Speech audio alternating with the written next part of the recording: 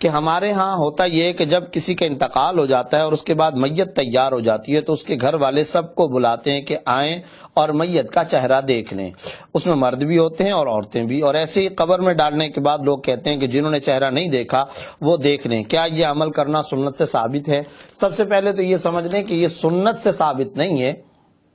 نہ ہی اس طرح کرنا کوئی شرعی حکم ہے, اور نہ ہی یہ سنت کے مطابق عمل قرار دیا جا سکتا ہے. البتہ جتنے رشتہ دار ہیں ان میں جو محرم رشتہ دار ہیں وہ اس خاتون کا یا مرد کا چہرہ دیکھ سکتے ہیں فی نفسی شرعن, اس میں کوئی ممانعت نہیں.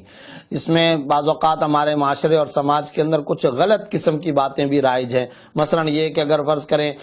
بیوی کا انتقال ہو گیا تو شوہر کو منع کیا جاتا ہے کہ تم بیوی کا چہرہ نہ دیکھو, حالانکہ شرعن اس طرح کی کوئی ممانعت نہیں ہے. شوہر کا انتقال ہو گیا تو بیوی کو روکا جاتا ہے, دور کیا جاتا ہے, ہٹایا جاتا ہے, دوسرے کمرے میں بند کیا جاتا ہے کہ اب تم شوہر کا چہرہ نہیں دیکھ سکتی, حالانکہ اس طرح کی کوئی ممانعت نہیں ہے. جتنے محارم رشتہ دار ہیں یعنی محرم رشتہ دار جتنے ہیں وہ اس مرد کا یا اس عورت میت کا چہرہ دیکھ سکتے ہیں, اس میں شرعن کوئی حرج کی بات نہیں. اور اگر کسی قریبی نے گھر کے اندر یا غسل سے پہلے یا بعد میں اگر تدفین و تجہیز و تکفین کا انتظام کرنے سے پہلے نہ دیکھا ہو, وہ اگر قبر میں بھی جا کر کے دیکھے تو شرعن اس میں بھی کوئی مذائقہ نہیں ہے, شرعن اس میں بھی کوئی حرج نہیں. لیکن اس میں ایک بات ذہن میں رکھنی چاہیے کہ یہ جو عمل بتایا گیا کہ تمام مردوں کو جمع کیا جاتا ہے, تمام عورتوں کو جمع کیا جاتا ہے, پھر ان کو باقاعدہ دعوت دی جاتی ہے, پھر ان کو پکارا جاتا ہے اور وہ اجتماعی طور پر آ کر کے دیکھتے ہیں, اور اس مقصد کے لیے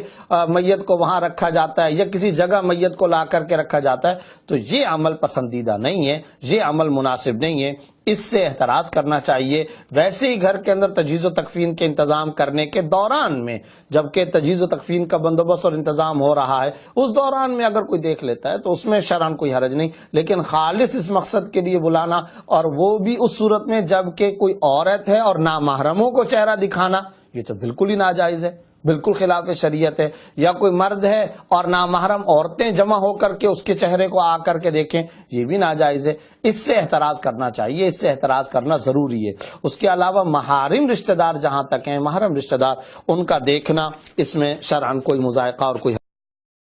ویڈیو کے نیچے سبسکرائب کے بٹن پہ کلک کریں, بیل کے آئیکن پہ کلک کیجئے تاکہ ہر نئی ویڈیو کی نوٹیفیکیشن آپ کو مل جائے.